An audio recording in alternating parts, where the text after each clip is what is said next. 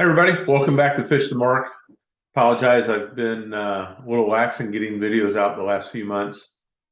I went through some minor health issues over the course of the fall and the winter there that didn't stop me from fishing, but it made it difficult to sit and do the video editing that I needed to do. I had some lower back issues.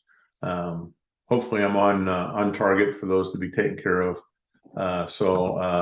Enough at least that I can get some of the videos out from last fall. So the first one that I'm doing from last fall is another visit to Shovel Lake. I know I did one in August out at Banner Marsh, Bell's Landing, Shovel Lake. I know I did one in August. I turned around, went back in September. Was really just going out fun fishing, threw the cameras on, and ended up with a pretty good day. So I thought probably ought to show you what I did given the day that I had out there. So let's kind of take a look at a little bit of the recap on Shovel Lake and what that is out there. Where is Shovel Lake? This is Route 24 coming down from Peoria. So Peoria's here, Banner Marsh and Canton's this way. This is the last exit heading south out of Peoria for Banner Marsh. And it's the Bell's Landing exit. This is a gravel road. You come down, it comes to a four-way, not stop sign, but a four-way intersection right here. You take a right and it winds all the way back to here.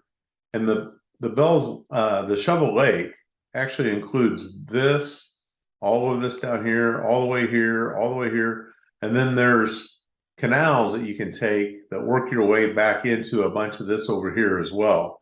The video from August, I fished just this area is the only area that I fished and showed in that video. For this trip, we're going to fish a little bit different areas, and so we'll get into that in a second. Here's the detailed data on Shovel Lake. I'll put this link down below so you can go see it. Here's the satellite view of the lake, and so you can see here's the ramp. Here's that area that I fished the last time on the last video that you saw. And then this is that long T section. And then this is where you can go through the canals to get back to the backwaters and stuff and shallow water areas. This particular day, my intent was to fish this canal. And I put in, and there were boats all down this side, which is honestly the side I wanted to fish. And so I started out and fished here for a little bit, just, a football field away from the boat ramp. And you'll see I caught one small bass doing that. Then I ran down here and fished on this point right here, and had a pretty good hour on that point. And we'll talk about what I did there in a little bit. And then this one here is another little bay that after I fished that point, I went and fished it. There were a lot of boats out on the water the day I was there, and everybody was kind of had their space kind of parked out and mapped that they were going to fish. And so I was just kind of grabbing some areas other boats weren't in. And so I fished this one for a little bit. I hit this one really hard because it was producing for me, and hit that a little bit as well. And then I didn't have a ton of time that day. I think I only fished for about 3.5 hours, but it was a pretty productive day, as you'll see in a few minutes. A little bit different order than what I do things in. The first bass I catch, you're gonna see I caught it on. The truth is, I'm not really sure what I caught it on. This video is produced so long after the catch and after the day. I caught it on some type of swimming worm. I'm guessing what I did is I took a Cinco and Texas rigged it and was throwing that, is what it looks to me like. The bigger fish that I caught on the day came on my rocket craw that you guys have seen me throw in a bunch of other videos. And then I had one, not on an angler assets, but on an angler asset spinnerbait that I caught as well. And so my bigger fish came on these two lures.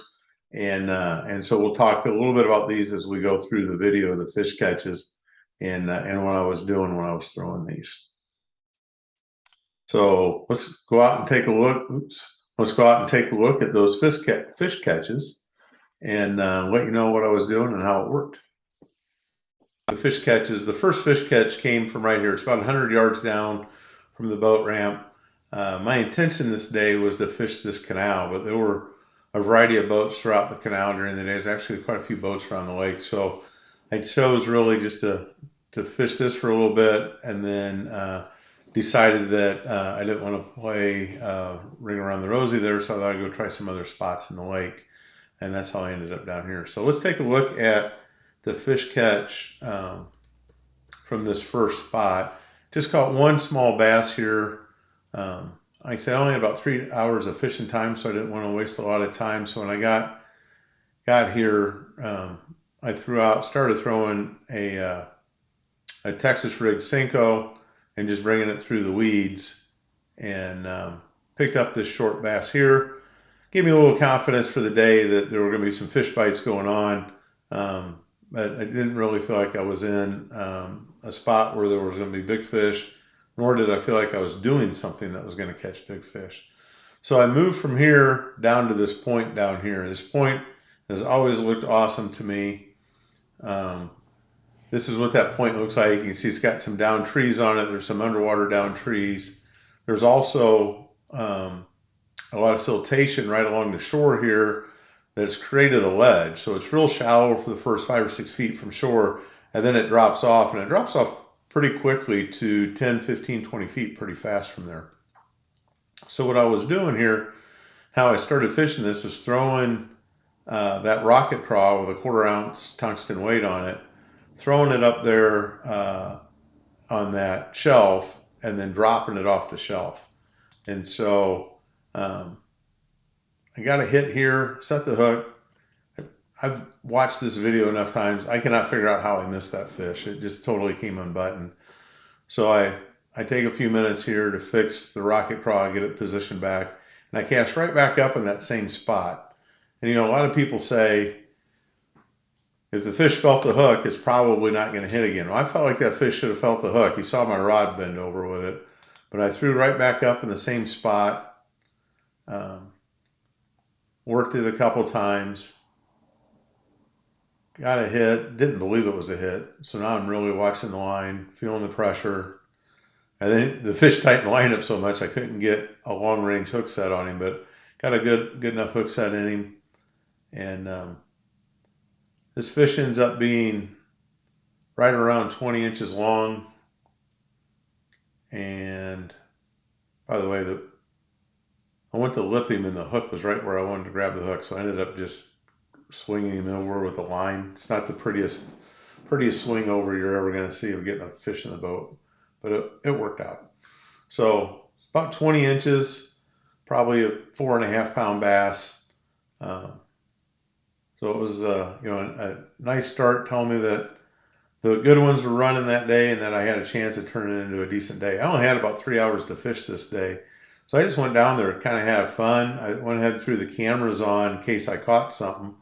And in 3 hours, I ended up getting enough fish to make a video out of it. So I was pretty happy about that.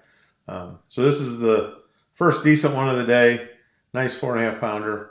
Now what I've done here is I've moved down the shore just a little bit.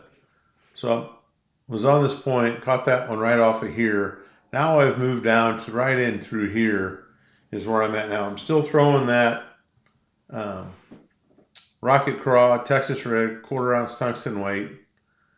Threw it up on that shelf, drop it off the shelf, get a hit, set the hook. It's actually a decent looking hook set there. That wasn't bad. And another nice fish, right? I had a nice solid 20 incher on that last one, probably 4.5 pounds. This one ends up being bigger. This one ends up being about 21 inches and is a little under 21 inches. And he was, or she was, I ended up putting her on the scale. She ended up being a little bit over 5 pounds. It was like 5 pounds, 3 ounces. So, we've got like a 4.5 in the boat. Now we got a 5.3 in the boat. So in 2 overs, we've got, over 9 pounds in the boat. So that feels like a pretty nice day already. And they got that one short earlier on. So that was that fish. And then again, this is that point that I was fishing where I caught that first nice one. I caught that second nice one a little before these trees. I fished on down a little bit past here without picking up another one. So I thought I'd go back and try that point again.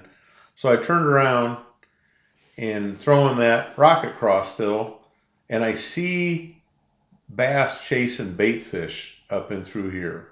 And so I don't really think that rocket craw is going to produce on those bait fish being chased. So I pick up that angler asset spinnerbait and I throw it out there, and I bring this cast in. I didn't get a hit. I'm not sure I hit exactly where I saw the bait fish running, but I would give it a couple more casts just to see if I could find those fish that were chasing. And this cast here, I hit the right spot. And a couple more cranks, boom, there's another fish. Again, turns out to be another nice fish. This one ends up being 19 inches, probably right at 4 pounds as well. So I've got, a 19, a 20, and one that was almost 21 inches. 3 fish probably running, between 13, 14 pounds in those 3 fish. So I was pretty happy with my day at this point. You're coming down for 3 hours of fishing, and you've already got that in the boat. Well, I went back up and fished this